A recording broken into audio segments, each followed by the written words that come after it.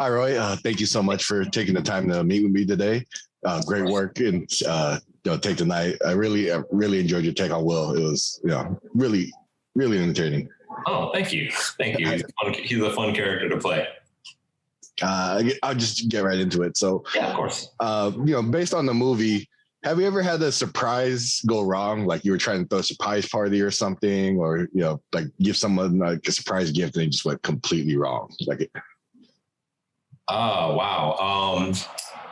I'm not much of a prankster myself. I did try to surprise my wife one time when she came back from the airport, and I realized that I had gotten her flight mixed up and she wasn't even arriving that day.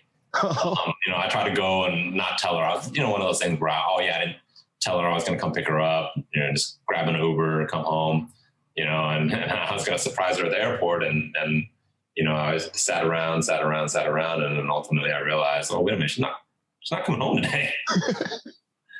Did you tell her about it and get like credit for trying, or? Yeah, she did find out about it. And so kind of going out the movie now, seeing how the events played out, like, say you have someone having a bachelor party or something, would you ever consider hiring people to fake kidnap anybody at this point? After this movie, no. Honestly, it generally seems like a pretty bad idea. But definitely not after this movie, because everyone's gonna know I was in the movie and they're gonna be like, didn't you learn your lesson? But again, I think that's why it was such a fun character to play, because William, to me, that's one of the things that makes him him. He's a little bit reckless, and he's not gonna think about the consequences as much as his brother might. Yeah, definitely. Yeah, you got that. I love that kind of like polar opposites. I got some questions about that in a bit, but kind of going on what you're talking about, like how fun William is as a character. Would you say Will is someone that you created from your own experiences, or would you say like you kind of like took him from external experiences to bring him to life? Well, every character an actor plays, I think, has a little bit of them in it. It's just different sides. Am I like William in my day-to-day life? Not really, but that's really how William was written. And Seth, who's the director, had some very specific ideas on how William was supposed to be as a character, because at the heart of the movie, it's really about these two brothers and how different they are and why they are in the situation they're in, right? In Asian families, typically, a lot of times, especially old school Asians, it's always the firstborn son that's kind of held in high esteem, and that's the favorite, the spoiled one. And in this movie, it's the younger son. So that's what causes a lot of the conflict, and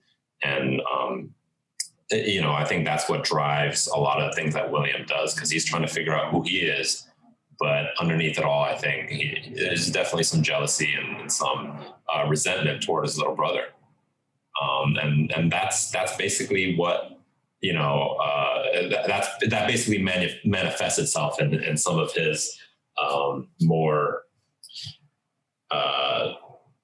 crazy behavior, I guess you could say, right? And that's kind of how Seth wanted it. Awesome. Kind of going off like the tradition, especially like the traditional Asian values, like you do have the kind of the loyal, obedient son and the individual, non-traditional with Will and Rob. And then, so where do you fall on that line? Are you more traditionally like obedient and? I've always been the black sheep of my family. My parents were more traditional. They immigrated to North America from Taiwan. And just like other immigrants, they came here in hopes of giving their family a better life and opportunities. And they worked very hard, and And I think, you know, that's where that idea comes from, that, oh, Asian parents want their kids to be lawyers and doctors and engineers, right? Because they work very hard for those opportunities to give us. So they were very much like that. You know, they wanted me to, you know, be a, you know, a lawyer, doctor, you know, something professional that would be considered safe and you know, that you would make some money and have a quote unquote good life, right?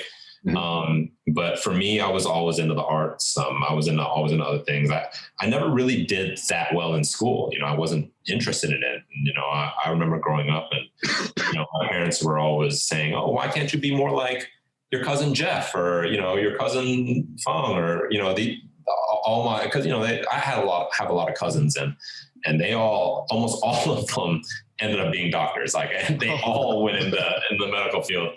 And I just always knew that it wasn't for me. And, you know, I think it's great, you know, if that's what you're passionate about. Obviously we need great doctors in the world, but it just, it was just never for me. So, you know, I always felt like, the odd one out of my family. But, you know, fast forward to today, and my parents are, you know, the most supportive people, for what I'm doing. You know, they support me with, basically 100%. You know, they've changed their mind a lot. So, you know, hats off to them. That's great. That's good to hear. Cause yeah, I know that the discussion, especially when it first comes up, is kind of almost devastating at some parts. Oh yeah. It was that. Yeah. That day wasn't easy, but like I said, they've turned it around a lot. They're very big supporters of mine now, and, you know, I love them for it. What got you into the like creative and performative arts? Was there like a specific movie, TV show, or is it just you kind of found the outlet at school, or how did you get into it all? No, like I said, you know, I didn't get into acting until way later in my life. I was always kind of pushed by my parents to kind of go that professional route. And, you know, for a long time I went along with it. You know, until I realized, like, look, this is really not for me. And ultimately, you know, I'm never going to excel at something that I don't love doing. Right. Mm-hmm. So yeah, I got into acting later. I've always been artistically inclined, I feel. And that's the way I've always thought about things. I've always loved to create. You know, back when I was in school, it was drawing and it was art. And then, you know, again, you know, like I said, my parents kind of pushed me to, you know, go to school. And then, you know, when it came time to go to college, they really pushed me to go to a good college. So, you know, I ended up going to Georgia Tech in Atlanta. Mm-hmm. And that's where I really figured out, look, man, like, engineering is great and pre-med is great and all these things are great, but it just wasn't for me, you know? So at that time I left school, and again, that was a hard conversation to have, but, you know, in hindsight, you know, like, I think they understand. And I just kind of drifted around for a while. You know, I was remember I was valeting cars at the Sheraton Hotel, you know, just trying to figure out what I was going to do, you know, cause I had just left school, and you know, I had no idea. And, you know, I just kind of found my way into acting, and I fell in love with it. And I guess the rest is history. Awesome. Would you, for, you know, especially like, you know, kids who are still like kind of towing that line between, you know, following the path that their parents kind of lay out for them versus, you know, something that they actually really want to like dedicate and pursue, what advice would you give to anyone kind of like in that area? I mean,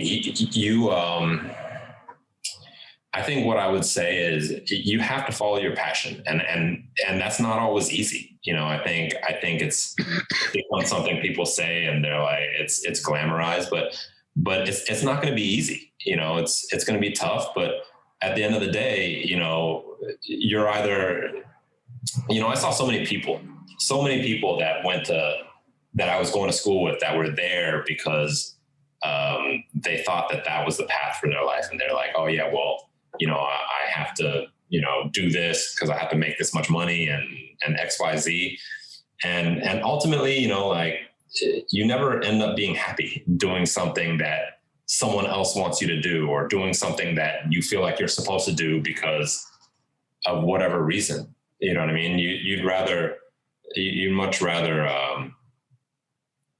try to go after, what you're passionate about and fail, and at least that way you can look yourself in the mirror and go to sleep, right? Yeah. Just a couple more questions, a little more about the film. So without giving anything away, what do you think will surprise viewers most about Take the Night?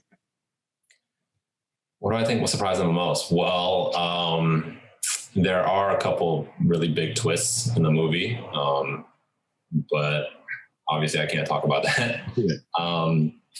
But I think the most surprising element is just, like I said, at the core of it, it's really a story about the relationship that these two brothers have, and, in the trailer, what you see is, this, crime thriller mystery movie. But when you really get into it, it's really about the relationship between the two brothers that are played by myself and Sam, and then the other two brothers, which are played by Seth and Brennan, and all the ins and outs of, how strained those two strained relationships, kind of go through a journey throughout the story and ultimately end up somewhere else at the end of the movie. Right. I think that's going to be the thing that probably people least expect, I would say. Wonderful. Last question. It's kind of along the same lines, but this one's just easier to kind of like pull out for a quote. What do you hope the viewers will take away from Take the Night? Like after seeing it, after all the twists and turns, like the feeling that they walk away with. Yeah, I mean, obviously, I want them to enjoy the movie and have fun and be surprised and be shocked by the twists, and that's why we made it. But the thing that I hope the most is that people walk away seeing a real relationship between these two brothers and being able to see some of themselves and their relationships in that, because we all have those things, we all have someone we love but are kind of jealous of at the same time, or we all have, a brother or a friend or someone that we know that we love, but we're at odds with, or we disagree with. And again, like, to me, that's really what the movie is about. It's about that journey between the two brothers and their relationship and how it evolves. And like I said, the other two brothers, which are played by Seth and Brennan as well. Awesome. Thank you so much, Roy. Take the Night comes out July 8th. July 8th and July 12th on demand. Yeah. I hope everybody checks it out. All right. Thank you.